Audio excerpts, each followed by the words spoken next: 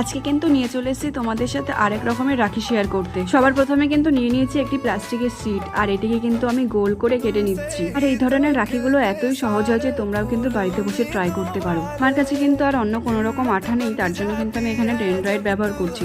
আর সবার প্রথমে দিয়ে দিলাম একটি পালস, তারপর দিয়ে দিলাম কিন্তু একটি স্টোনের চেন।